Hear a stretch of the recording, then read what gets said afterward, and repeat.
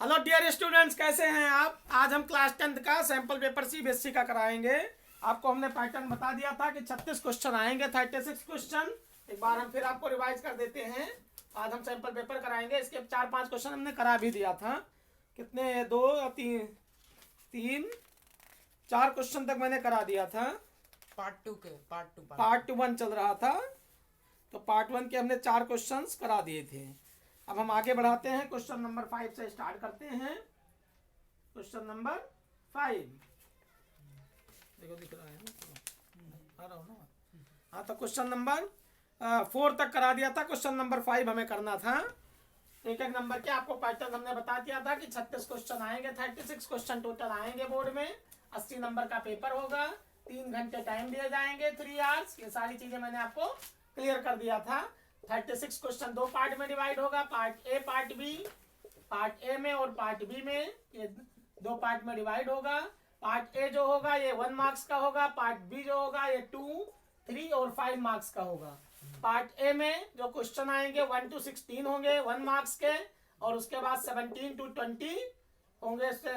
17 to 20 4 question होंगे case study base.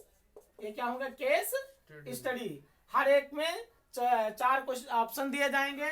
जैसे 17 number question है, मान लो 17 नंबर क्वेश्चन है, तो ये आपका केस स्टडी, आप इसको पढ़ना है। उसके बाद इसके ऊपर क्वेश्चन दे दिया जाएगा, और ए बी सी डी ये आपके 5 पार्ट इसके दिए जाएंगे। ए बी सी डी और ई, इसमें से कोई एक 4 करना है। एमसीक्यू टाइप का क्वेश्चन होगा, एमसीक्यू।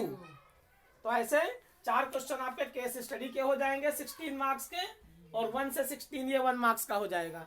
तो टोटल आपका पार्ट ए जो होगा ये आपका 32 मार्क्स का होगा। 16 + 16 32 मार्क्स का होगा। और जो पार्ट बी है ये आपका 80 में से 32 हम माइनस कर देंगे, तो बाकी जो नंबर्स आएगा उतने मार्क्स का ये क्वेश्चन होगा। ठीक, इसमें इंटरनल चॉइसेस भी दिए जाएंगे। 1 to 16 में 5 इंटरनल चॉइस दिए जाएंगे, 2 वाले में 2 इंटरनल चॉइस दिए जाएंगे, 3 वाले में भी 2 इंटरनल चॉइस दिए जाएंगे, और 5 नंबर में 1 इंटरनल चॉइस दिया जाएगा। तो टोटल आपके 5 और 5 10 इंटरनल चॉइसेस होंगे। तो टोटल क्वेश्चन 46 हो जाएंगे। 36 और 10 आपके इंटरनल चॉइस हो गया, तो टोटल 46 क्वेश्चन हो गए, जिसमें से आपको 36 ही करना होगा। ये वाला पोर्शन जो आपका केस स्टडी का है ये कंपलसरी है। ये करना है आपको। तो ये आपका पेपर पैटर्न हमने बता दिया था, 4 क्वेश्चन करा भी दिया था। अब हम क्वेश्चन 5 स्टार्ट करते हैं। क्वेश्चन नंबर 5, 5वां क्वेश्चन देखो। Which terms of the AP 27, 24, 21 is 0। यहाँ पर एक अर्थमेटिक प्रोग्रेशन दी गई है। 27, 24 और 21, इसमें कहा गया है कि इसका कौन सा टर्म्स 0 होगा।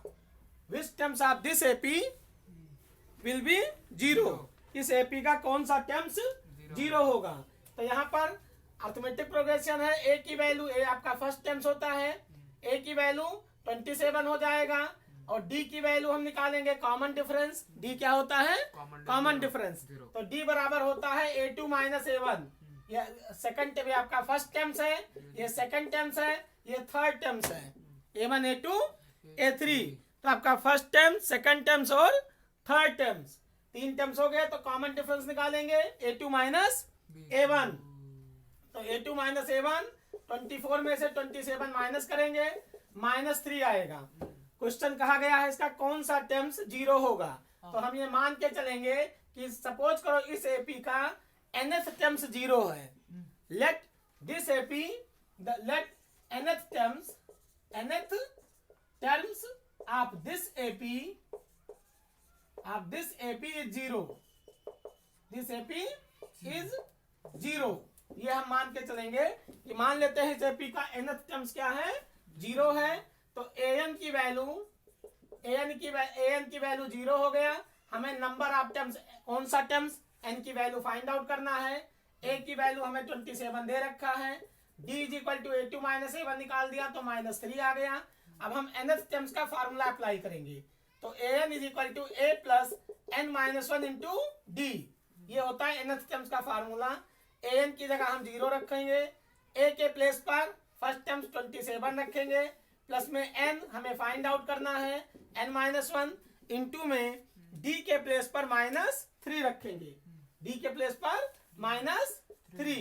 अब हम कैलकुलेट करेंगे तो 0 ये आ गया 27, -3 को n से मल्टीप्लाई करेंगे तो -3n आएगा, -3 को -1 से मल्टीप्लाई करेंगे तो +3 आएगा। ये आ गया 0, 27 में 3 ऐड करोगे तो 30 हो गया, माइनस में 3n, ये -3n है, हम यहाँ लाएंगे तो +3n हो जाएगा, तो 3n is equal to 30। This implies that तो n is equal to 30 upon में 3, यहाँ 3 मल्टीप्लाई है, इधर आएगा डिवाइड हो जाएगा, तो 3 1 जा 3, 3 10 जा 30, n की वैल्यू 10 आ गया। तो कौन सा टर्म्स इसका 0 होगा? 10th टर्म्स इसका 0 होगा। तो इस एपी का 10th टर्म्स क्या होगा? 0 होगा। ये समझ में आया बेटा? नितिन, नितिन, हर्ष, आपको समझ में आया? यस सर, आ गया सर। तो nth टर्म्स इसका 10th टर्म्स क्या होगा? 0 होगा। ये क्वेश्चन आपका 5 दिया है। इसी में एक और क्वेश्चन दिया हुआ है,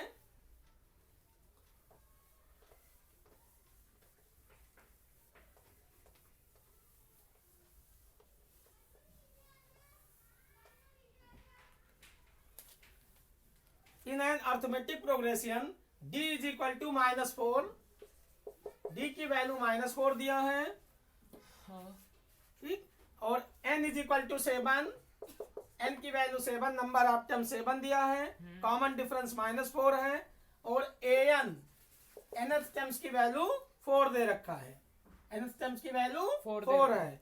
हमें फाइंड आउट करना है, फाइंड द a मतलब फर्स्ट टर्म्स हमें पता करना है, क्वेश्चन मार्क हो गया। कौन सा टर्म्स हमें पता करना है? ए। हाँ, a मतलब फर्स्ट टर्म्स हमें फाइंड आउट करना है, तो ये आपका हो गया क्वेश्चन मार्क। क्लियर? अब हम इसको सॉल्व करते हैं।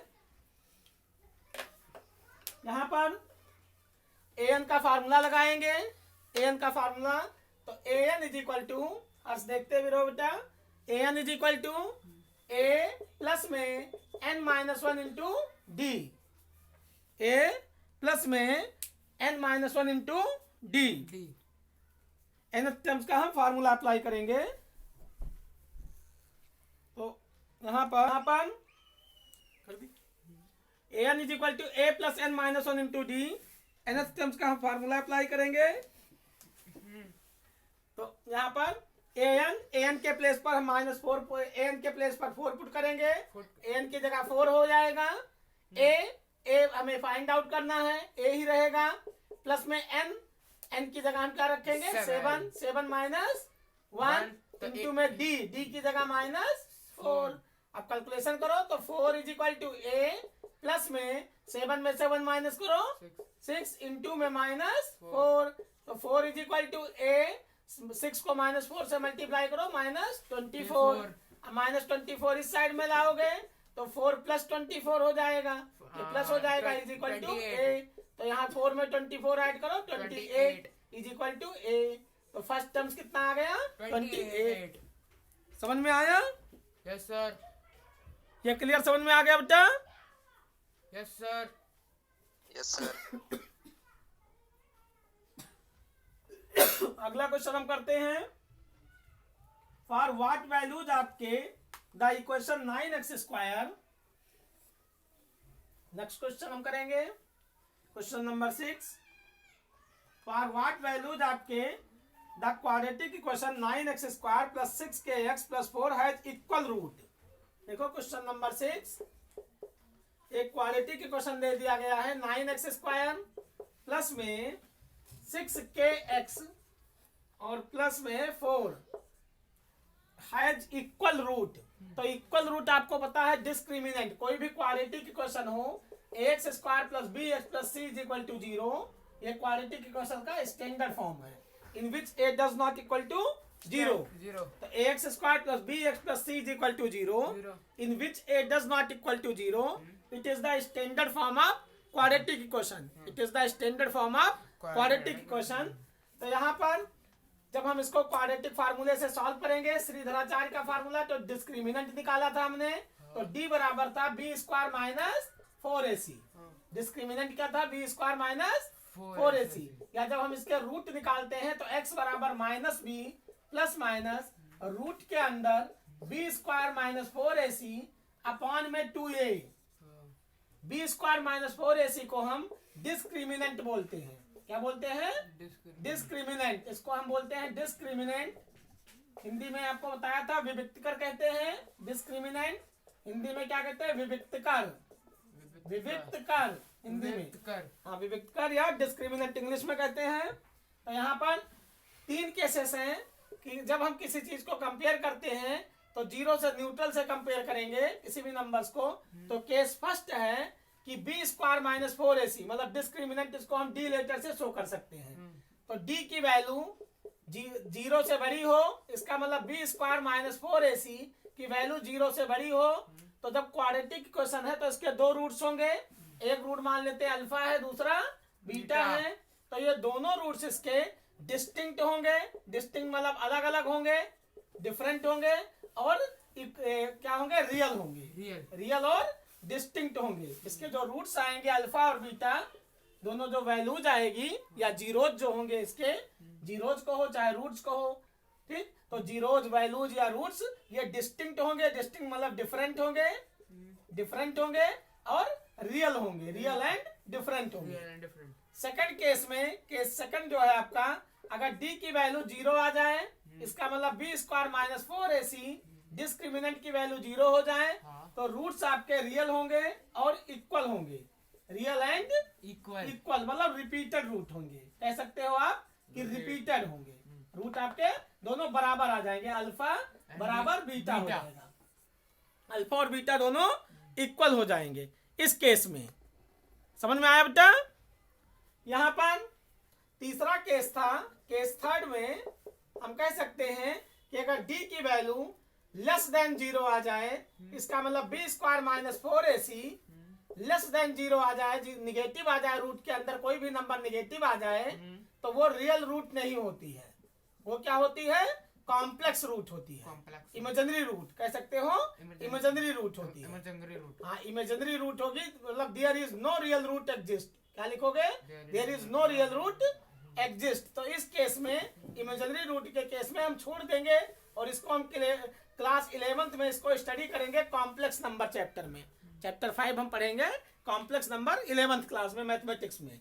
तो यहाँ पर केवल 2 केसेस ही आपको स्टडी करना है, केस फर्स्ट और केस सेकंड को। जब डी की वैल्यू जीरो से बड़ी आ जाए, इसका जीरो से बड़ी आने का मतलब पॉजिटिव आ जाए, तो उस केस में आपके रूट्स डिस्टिंक्ट होंगे या डिफरेंट होंगे और रियल होंगे। अगर डी की वैल्यू जीरो आ जाए तो उस केस में रूट आपके रियल होंगे और इक्वल होंगे, या रिपीटेड रूट भी कह सकते हैं। और तीसरा केस में आप लिख दोगे there is no real root exist. Third case में आपको लिखना है there is no real root exist. तो यहाँ पर बताया गया है कि दोनों रूट्स जो हैं वो इक्वल हैं। इक्वल मतलब रिपीटेड रूट हैं। कैसे हैं, रिपीटेड रूट हैं। तो हम यहाँ पर ए बी सी की वैल्यू निकाल लेंगे। इसको हम कंपेयर भी कर सकते हैं। डिस्क्रिमिनेंट की value D is equal to zero हो जाए, D is equal to zero, तभी इक्वल होगा। तो हम यहाँ पर क्वाड्रेटिक इक्वेशन के स्टैंडर्ड फॉर्म से इसको हम कंपेयर करते हैं। तो इसका स्टैंडर्ड फॉर्म होगा ए एक्स स्क्वायर प्लस में B X plus C is equal to zero. A is equal to 9 हो गया, एक्स स्क्वायर का कॉफिशिएंट होता है A, B is equal to आपका 6k हो जाएगा, और सी जो है कांस्टेंट टर्म्स है, ये 4 हो जाएगा। अब हम डी निकालेंगे तो डी की वैल्यू जीरो, इसका मतलब B square minus 4ac is equal to zero. Discriminant zero होगा इक्वल रूट के केस में। किस केस में, इक्वल रूट या रिपीटेड रूट के केस में। इक्वल कहो चाहे रिपीटेड कहो, समझ में आया? रिपीटेड रूट या इक्वल रूट के केस में। तो बी स्क्वायर माइनस 4ac, इसका बी की वैल्यू हम रखेंगे 6k, तो 6k का स्क्वायर माइनस में 4ac, 4 इंटू 9 इंटू में c की जगह 4 लिखेंगे is equal to zero. Calculation करेंगे, 6k का स्क्वायर करोगे 36k स्क्वायर आएगा, माइनस में 4 9 जा 36, 36 इंटू 4, 36 को 4 से मल्टीप्लाई करो तो 36 इंटू 4, यहाँ लिख सकते हो आप 36 इंटू 4, ठीक, इज इक्वल टू में जीरो। अब 36 हम कॉमन भी ले सकते हैं, तो k square minus 4 is equal to zero. 36 से यहाँ मल्टीप्लाई है उधर जाएगा डिवाइड हो जाएगा, तो K square minus 4 is equal to 0 upon में 36 हो गया, 0 अपान 36 मतलब 0, तो के स्क्वायर माइनस में 4 इज इक्वल टू 0, के स्क्वायर इज इक्वल टू 4 हो जाएगा, -4 उस साइड में ले जाओगे तो +4 हो गया, तो के इज इक्वल टू जब हम स्क्वायर हटाते हैं तो प्लस माइनस दोनों रूट लगेगा, 4 हो जाएगा +-4, तो के इज इक्वल टू +-4, 4 का स्क्वायर रूट +-2, तो के की वैल्यू क्या आ गई, +2 और -2, दोनों साइन लेके चलेंगे। के की वैल्यू क्या आएगी, +-2, तो हमें दोनों साइन लेना है। जब यहाँ स्क्वायर हटाएंगे तो रूट लगेगा और +- दोनों साइन लगेगा। ये आपका क्वेश्चन नंबर 6 था। समझ में आया बेटा? Yes sir. समझ में आ रहा है? Yes sir. अगला क्वेश्चन हम करते हैं, question number 7। Find the roots of the equation. Question number 7,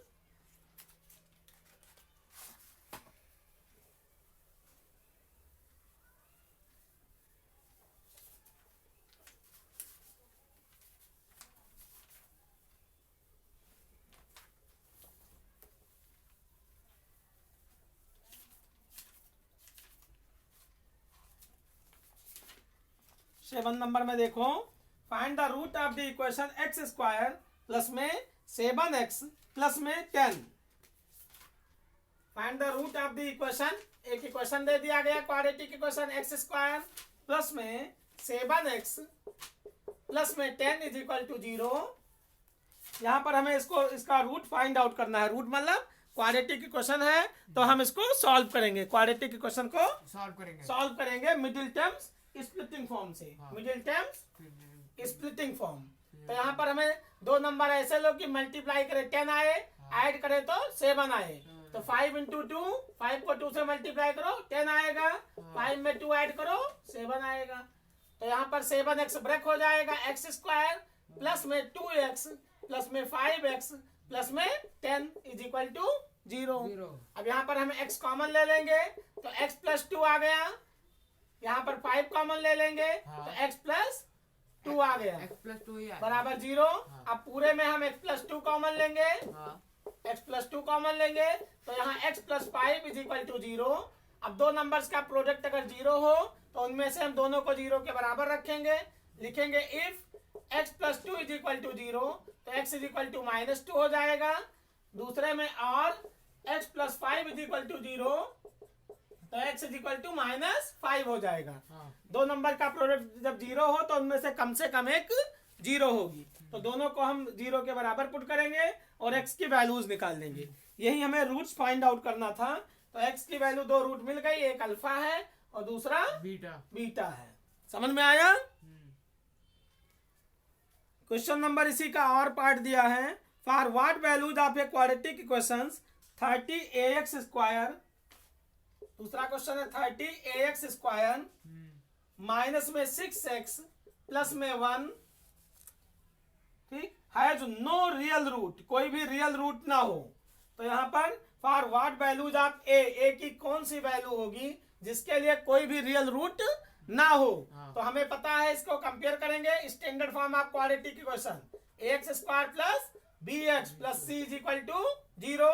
तो a की वैल्यू 30a आ गया, कैपिटल B की वैल्यू -6 हो जाएगा और इस जो आपका C कांस्टेंट है उसकी वैल्यू 1 हो गया। तो नो रियल रूट के केस में D की वैल्यू क्या होनी चाहिए, डिस्क्रिमिनेंट लेस देन 0। डिस्क्रिमिनेंट की वैल्यू लेस देन 0 होनी चाहिए, no real root exist, no real root के केस में। तो यहाँ पर D हम निकालेंगे, D मतलब b square minus 4ac is equal to 0। Capital में हम लिखते हैं क्योंकि स्मॉल में a दे रखा है तो इसको हम कैपिटल में लिख लेते हैं। यहाँ पर कैपिटल में हम लिख लेंगे तो b स्क्वायर माइनस में 4ac is equal to 0। b की हम वैल्यू रखेंगे, b स्क्वायर मतलब -6 का स्क्वायर करोगे तो 36 हो गया, -4 इंटू a की जगह हम लिखेंगे 30a इंटू में c की जगह 1 इज इक्वल टू 0 हो जाएगा, लेस देन 0 0 से छोटी होनी चाहिए नो रियल रूट के। 36 माइनस में 4 से इसको हम मल्टीप्लाई करते हैं तो 4 इंटू 30 तो 120 आ जाएगा, 120A लेस देन 0। ठीक, तो यहाँ पर 36 उधर ले जाओगे तो माइनस में 120A, हाँ ठीक, उधर ले जाओगे तो 0 लेस देन 0 माइनस 36 हो जाएगा। हाँ तो माइनस 120A लेस देन, यहाँ पर क्या आ जाएगा, 0 उधर ले जाओगे तो माइनस 120 आ जाएगा ना, इज लेस देन, आ गया ये नंबर्स यहाँ पर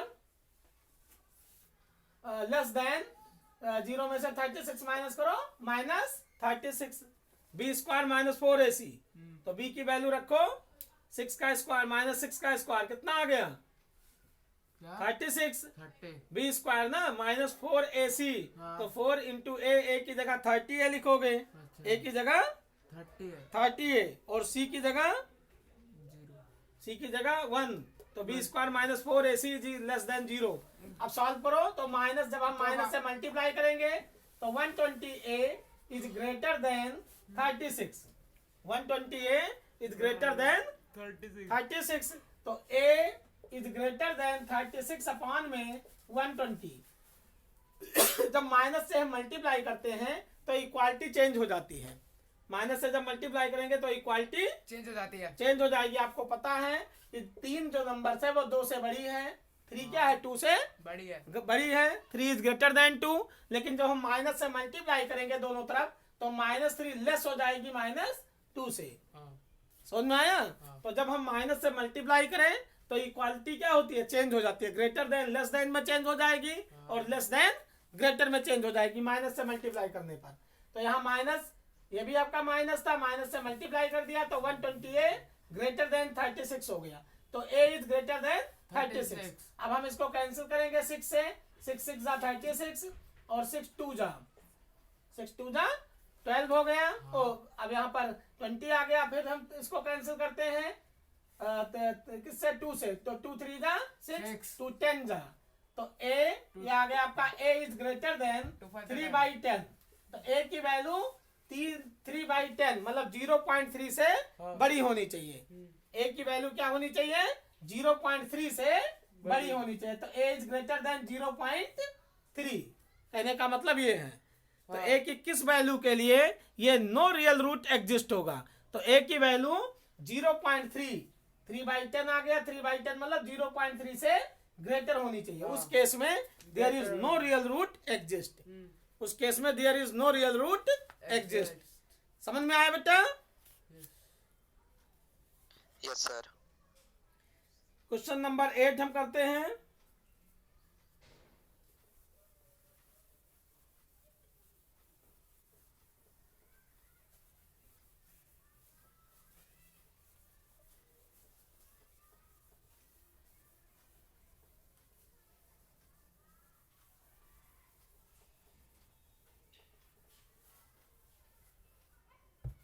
एट नंबर में देखो, if PQ is equal to 28 centimetre then find the perimeter of triangle PLM। एक ट्रायंगल, एक सर्कल बना है, ये सर्कल है और यहाँ पर कोई पॉइंट दे दिया, 2 टेंजेंट हैं, ये 2 टेंजेंट हो गई, ठीक, PQ इज इक्वल टू 28 दिया है, ये पॉइंट आपका P है, ये पॉइंट ऑफ कांटेक्ट Q है, यहां से एक और टेंजेंट लाइन दे दिया LM, L और M, L और M, ठीक, PLM, और ये आपका PQ 28 दिया हुआ। हाँ। यहाँ पर कोई पॉइंट दे दिया, R मान लेते हैं, इस पॉइंट को हम S मान लेते हैं, तो PQ की वैल्यू 28 सेंटीमीटर दे रखा है, PQ इज इक्वल टू 28 दिया है, हमें फाइंड आउट करना है ट्रायंगल PLM का पेरीमीटर, PLM का पेरीमीटर हमें फाइंड आउट करना है, इसका पेरीमीटर हमें फाइंड आउट करना है, ये आपका क्वेश्चन है। PLM ये वाला ट्रायंगल, PLM ट्रायंगल का हमें पेरीमीटर पता करना है, ठीक, ये हमारा क्वेश्चन दे रखा है, हाँ इसका पेरीमीटर पता करो। हाँ समझ में आया? PLM ट्रायंगल का PQ दिया हुआ है 28 सेंटीमीटर। तो यहाँ 3 टेंजेंट है, एक तो PQ, एक PR और तीसरा LM। हाँ PQ Q point of contact है, PR R point of contact है, LM वाले टेंजेंट में S पॉइंट ऑफ कांटेक्ट है। हम इस पॉइंट को S मान लेते हैं। S पॉइंट लेते हैं। ये 3 पॉइंट ऑफ कांटेक्ट है इसमें। तो आपको पता है कि किसी भी ट्रायंगल, किसी भी सर्कल पर एक्सटीरियर पॉइंट से ड्रॉ की गई टेंजेंट लेंथ में इक्वल होती है। Tangent drawn from an exterior point on a circle are equal in length. Tangent drawn from an exterior point on a circle are equal in length. तो यहाँ पर PQ is equal to PR हो जाएगा। PQ किसके बराबर होगा? PR के। अब PQ आपका 28 है तो PR भी 28 सेंटीमीटर हो जाएगा। ठीक, अब यहाँ पर देखो PQ को हम लिख सकते हैं PL प्लस में LQ। PQ को हम क्या लिखेंगे? PL प्लस में LQ। और PR को हम लिख सकते हैं, PR को PM प्लस में MR। समझ में आया? अब यहाँ पर देखो जब L क्या है, एक्सटीरियर पॉइंट हो जाएगा और LS LQ के बराबर होगा। LS किसके बराबर होगा? LQ के।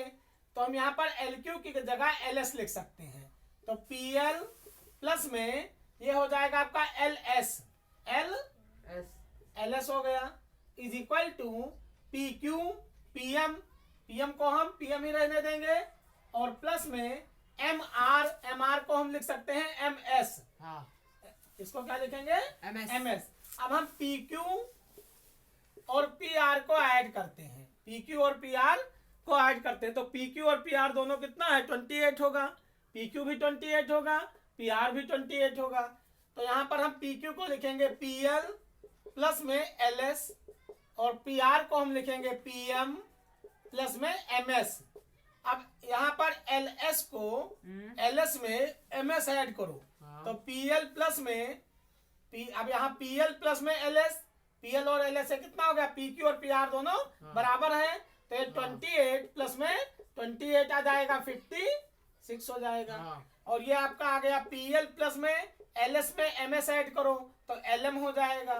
LS में जब MS ऐड करेंगे तो क्या होगा? LM और प्लस में PM प्लस में PM। तो ये बन गया आपका ट्रायंगल का पेरीमीटर। पेरीमीटर ऑफ ट्रायंगल, इसको हम लिखेंगे पेरीमीटर ऑफ ट्रायंगल। कौन सा ट्रायंगल? PLM। PLM तो PL plus LM plus MS, PL plus LM plus PM, ये आपका पेरीमीटर हो गया। तीनों साइड के सम को पेरीमीटर कहा जाएगा।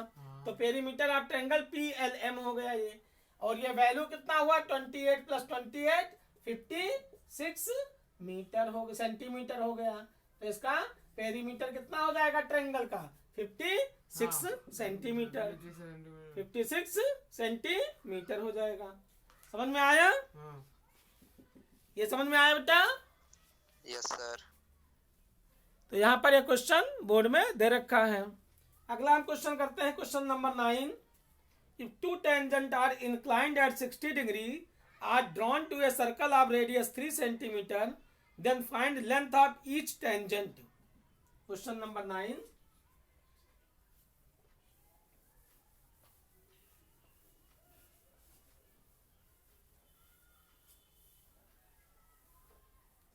If two tangents are inclined at 60 degree are drawn to a circle of radius 3 centimeter. एक सर्कल है जिसकी रेडियस 3 सेंटीमीटर है और दो टेंजेंट इस पर ड्रॉ की गई है। एक ये टेंजेंट है और एक ये टेंजेंट, दो टेंजेंट इस पर ड्रॉ की गई। ठीक, if two tangents are inclined at 60 degree, ये एंगल 60 डिग्री का दिया है। एक टेंजेंट मान लेते हैं PT1 है और ये पॉइंट ऑफ कांटेक्ट P2 है। तो PT1 और PT2 दो टेंजेंट हैं। If two tangents are inclined at 60 degree are drawn to a circle of radius, इसकी ये सेंटर ऑफ द सर्कल से ये रेडियस हो गया ये आपका 3 सेंटीमीटर रेडियस दिया है, 3 सेंटीमीटर दोनों रेडियस हो गया। हमें फाइंड आउट करना है, find the length of each tangent, हर एक टेंजेंट की लेंथ पता करो, मतलब PT1 और PT2 दोनों बराबर होंगी तो दोनों की हमें लेंथ फाइंड आउट करना है। तो यहाँ से हम इसको सेंटर, ये O सेंटर है, यहाँ से हम इसको ज्वाइन करते हैं, PO को हम ज्वाइन करेंगे कंस्ट्रक्शन में, हम लिखेंगे यहाँ कंस्ट्रक्शन के केस में हाँ कंस्ट्रक्शन ज्वाइन, क्या ज्वाइन करना है आपका PO, वो P पॉइंट को, एक्सटीरियर पॉइंट जो है उसको सेंटर से ज्वाइन करो, PO को ज्वाइन करो।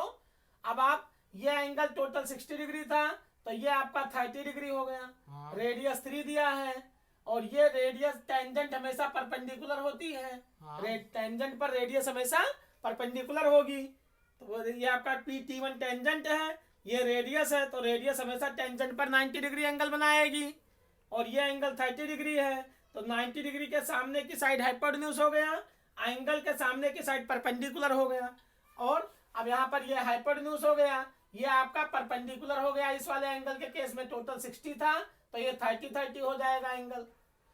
अब यहाँ पर आप tan थीटा का फार्मूला लगाओ तो परपेंडिकुलर अपॉन में बेस, ये आपका बेस है, तो यहाँ पर इन ट्रायंगल आप लिखोगे, इन ट्रायंगल PT1O में परपेंडिकुलर मतलब OT1 अपॉन में ये आपका PT1 बेस है, is equal to tan theta perpendicular upon base is equal to tan theta, मतलब tan 30 डिग्री हो जाएगा। हाँ। OT1 की वैल्यू 3 दिया है, PT1 हमें पता करना है, इज इक्वल टू tan 30 की वैल्यू 1/√3 हो जाएगा। क्रॉस मल्टीप्लाई करोगे तो PT1 इज इक्वल टू 3 को √3 से मल्टीप्लाई करोगे तो 3√3 सेंटीमीटर हो गया।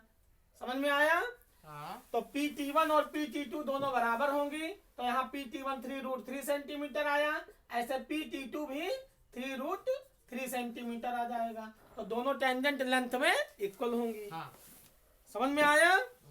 एक नंबर का क्वेश्चन दे रखा है ये समझ में आया बेटा? Yes sir. अगला क्वेश्चन हम करते हैं इसी का और में, इसी का और पार्ट हम करते हैं।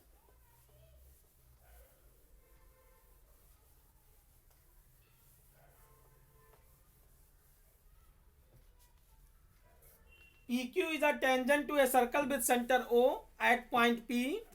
If triangle OPQ is an isosceles triangle, then find angle OQP. PQ is a tangent to a circle with center O at point P. हाँ। ये कोई सर्कल है, इसका सेंटर O है P पर, ये आपका Q पॉइंट हो गया, ये पॉइंट P हो गया, PQ एक टेंजेंट हो गई to a circle at point P. If triangle OPQ इसको हमने ज्वाइन कर दिया, OPQ ट्रायंगल बन गया, तो if triangle OPQ is an isosceles triangle है, ये दोनों क्या है? आइसोसेलेस ट्रायंगल हैं, तो आप पता करो फाइंड एंगल OQP। ये वाला एंगल आपको पता करना है, और ये आपको पता है कि रेडियस हमेशा परपेंडिकुलर होती है टेंजेंट पर, ये आपकी टेंजेंट है, ये क्या है? PQ आपकी टेंजेंट लाइन है, PQ टेंजेंट लाइन दे रखा है, और P क्या है? पॉइंट ऑफ कांटेक्ट है, P पॉइंट ऑफ कांटेक्ट है, पॉइंट ऑफ कांटेक्ट हो गया। O centre of the circle हो गया, centre of the circle, circle का सेंटर हो गया, ठीक। OP रेडियस हो जाएगी, OP क्या होगी? Radius of the circle, radii हो गया, रेडियस हो गया, ये आपका रेडियस ऑफ द सर्कल हो गया, सर्कल की रेडियस हो जाएगी OP। अब ये एंगल रेडियस हमेशा परपेंडिकुलर होगी, तो ये एंगल 90 डिग्री हो गया, 90 डिग्री के सामने की साइड हाइपोटेन्यूज हो जाएगी, तो ये साइड आपकी हाइपोटेन्यूज हो गई, OQ क्या हो गई? हाइपोटेन्यूज हो गई, हाइपोटेन्यूज, ये हो गया हाइपोटेन्यूज। अब हमें पता करना है एंगल Q की वैल्यू हमें फाइंड आउट करना है, और आइसोसेलेस ट्रायंगल है तो हाइपोटेन्यूज कभी भी बराबर नहीं होगी, क्योंकि हाइपोटेन्यूज सबसे बड़ी साइड होगी, तो परपेंडिकुलर और बेस ये दोनों बराबर हो सकते हैं, परपेंडिकुलर और बेस ये दोनों इक्वल हो सकते हैं, क्योंकि perpendicular does not equal to hypotenuse और base does not equal to hypotenuse. Hypotenuse कभी भी परपेंडिकुलर और बेस के बराबर नहीं होगी राइट एंगल ट्रायंगल के केस में। तो यहाँ पर हम इसको आगे करते हैं, तो यहाँ पर ये साइड इस आइसोसेलेस है तो ये इसके बराबर हो सकती है, ठीक। तो जब ये इसके बराबर है तो दोनों एंगल भी बराबर होंगे, सिंपल सी बात है। तो जब दोनों साइड बराबर हैं तो दोनों इनके अपोजिट एंगल्स बराबर होंगे।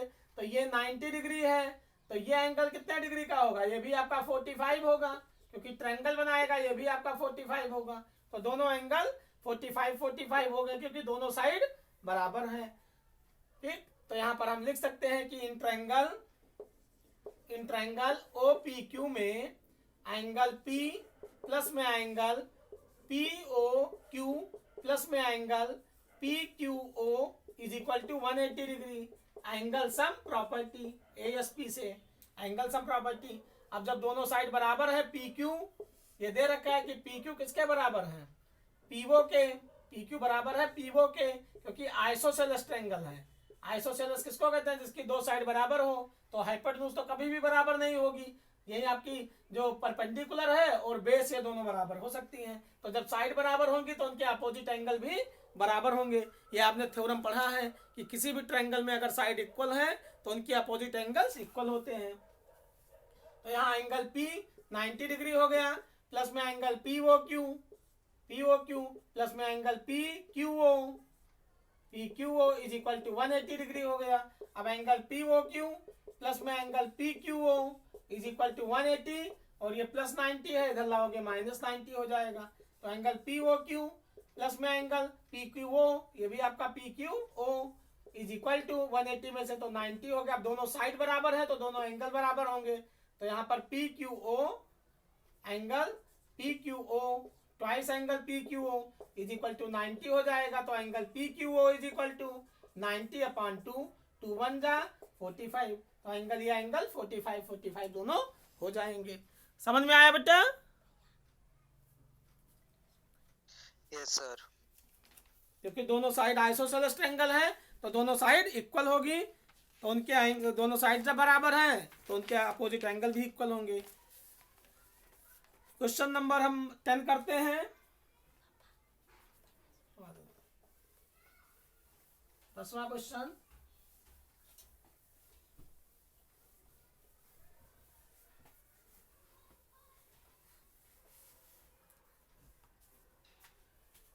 in triangle ABC, D and E are the point on the side AB and AC respectively, such that DE parallel to BC.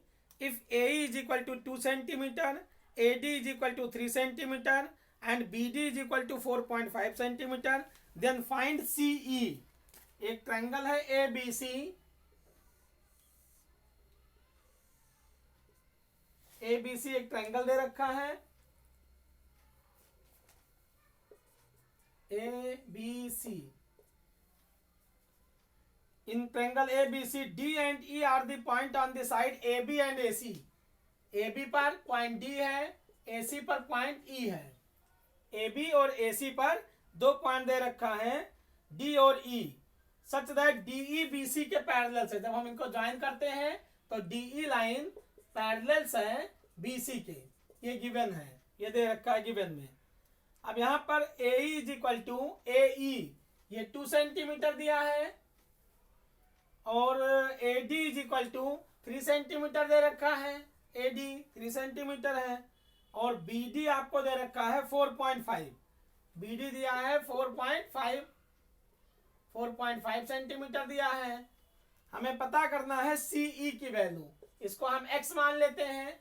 तो हमने BPT थ्योरम पढ़ा है, बेसिक प्रोपोर्शनलिटी थ्योरम या थेल्स थ्योरम, कि किसी भी ट्रायंगल्स में दो साइड को ज्वाइन करने वाली लाइन, किसी भी ट्रायंगल में दो साइड के मिड पॉइंट को ज्वाइन करने वाली लाइन थर्ड साइड के पैरेलल्स होती है और उनकी हाफ होती है। ये आपने पढ़ा नहीं, ये तो मिड पॉइंट थ्योरम है। ये हमने बीपीटी थ्योरम पढ़ा है, बेसिक प्रोपोर्शनलिटी थ्योरम, कि किसी भी ट्रायंगल्स में दो साइड के पॉइंट, दो साइड पर कोई पॉइंट लिया गया है तो ये पॉइंट अगर ज्वाइन किया जाए और जो लाइन बने, ये लाइन अगर पैरेलल्स हो थर्ड साइड के, तो ये सेम रेशियो में डिवाइड करती है। किसी भी ट्रायंगल में दो साइड के मिड पॉइंट को ज्वाइन करने वाली लाइन थर्ड साइड के पैरेलल्स होती है, इसके पैरेलल्स होगी और ये सेम रेशियो में डिवाइड करेगी। ये आपका बेसिक प्रोपोर्शनलिटी थ्योरम है कि किसी भी ट्रायंगल में एबीसी कोई ट्रायंगल लिया गया, डी और ई कोई पॉइंट लिया गया, अगर ये कोई लाइन जो ज्वाइन किया जाए लाइन, ये लाइन थर्ड साइड के पैरेलल्स हो तो ये सेम रेशियो में दोनों साइड को डिवाइड करेगी। समझ में आया? इफ ये line drawn parallel to one side of a triangle, it is bisect the other two sides in the same ratio. ये आपका बीपीटी थ्योरम्स या थेल्स थ्योरम के नाम से आपको 6.1 थ्योरम आपने पढ़ा है, तो उसमें दिया गया है। यही मिड पॉइंट थ्योरम भी कर दिया गया। अगर ये मिड पॉइंट हो जाए तो मिड पॉइंट थ्योरम बन गया कि सेम रेशियो, मतलब ये मिड पॉइंट, अगर मिड पॉइंट को ज्वाइन किया जाए और इसके पैरेलल्स हो तो ये आपका मिड पॉइंट थ्योरम हो जाएगी, जो आपने 9th क्लास का हो जाएगा ये। तो यहाँ पर एडी, जब ये दिया हुआ है कि डीई पैरेलल्स है बीसी के, तो एडी अपान में डीबी बराबर होगा एई अपान में ईसी के by BPT theorem, basic proportionality theorem. समझ में आ रहा है बेटा? नितिन, समझ में आ रहा है? Yes sir. अब एडी की वैल्यू रखोगे तो 3 सेंटीमीटर डिवाइडेड बाई डीबी की वैल्यू रखोगे 4.5 सेंटीमीटर इज इक्वल टू एई की वैल्यू रखोगे 2 सेंटीमीटर और ईसी की वैल्यू आपने x मान लिया है। ये कैंसिल हो जाएगा, तो यहाँ पर हम डेसिमल काटेंगे, एक 0 बढ़ाएंगे।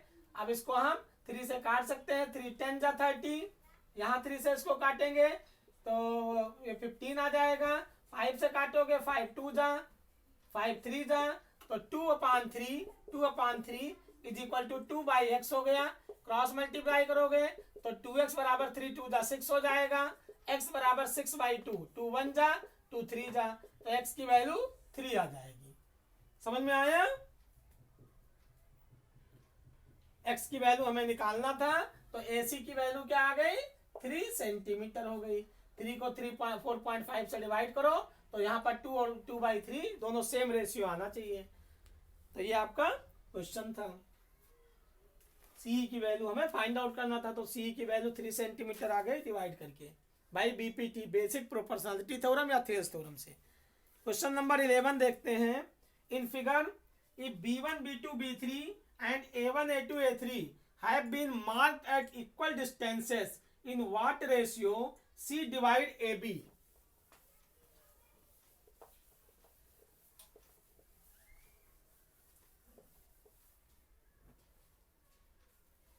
इन फिगर B1 B2 B3 एक AB लाइन है, AB एक लाइन दी गई है, ये A है, ये B है। किसी लाइन को रेशियो में आपको डिवाइड करना है उसके पार्ट्स में, तो हम क्या करते हैं, एक मान लो AB लाइन है, यहाँ पर हम एक्यूट रे पर, एक्यूट एंगल पर एक रे खींचते हैं, इसको हम AX मान लेते हैं। AX दिया हुआ है और इसके पार्ट्स दिए गए हैं 8 part, equal parts, A1 A2 A3 A4 A5 A6 A7 और A8। ऐसे यहाँ पर इसी के पैरेलल एक लाइन B पॉइंट से दी गई है, इसके पैरेलल, इसको हम BY रे कहा गया है, BY रे। ये आपका Y रे है, ये AX रे है। ये एंगल इस एंगल के इक्वल है, अल्टरनेट इंटीरियर एंगल। इसके पार्ट्स दिए गए हैं 5 parts, B1 B2 B3 B4 और B5, 5 पार्ट इसके दिए गए हैं। अब यहाँ पर A8 को B5 से ज्वाइन किया गया है, A8 को B5 से आपने ज्वाइन कर दिया है।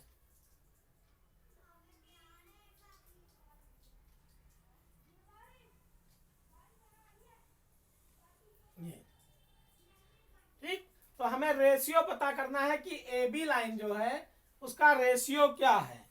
तो यहाँ पर A8 है, तो ये 8 पार्ट हो गया, और ये आपका 5 से जुड़ा है, तो ये पोर्शन 5 हो गया। तो ये मान लो जिस पॉइंट पर कट किया गया, ये पॉइंट का हम C मान लेते हैं, तो AC आपका 8 पार्ट हो गया और BC आपका 5 हो गया, तो रेशियो आपको मिल गया 8:5। यही आपको लिख देना है। समझ में आया? Yes sir. AC की वैल्यू 8 हो गया, 8 से जुड़ा है तो AC आपका 8 हो गया और BC आपका 5 से जुड़ा है तो 5 हो गया, तो AC रेशियो में BC बराबर 8:5 हो गया। यही आपको पता करना था किस रेशियो में AB लाइन को ये वाली रे जो है वो बाइसेक्ट कर रही है। तो 8:5 ये इसी को हम लिखेंगे AC रेशियो में BC या CB इज इक्वल टू 8:5। समझ में आया? ये समझ में आया बेटा? Yes sir. अगला क्वेश्चन हम करते हैं। ये क्लियर दिखाई दिया? दिख रहा है ना पूरा? यस सर दिख रहा है। देखो दिख रहा है क्लियर? क्वेश्चन नंबर 12 हम करते हैं। ये आपका 11 नंबर क्वेश्चन था।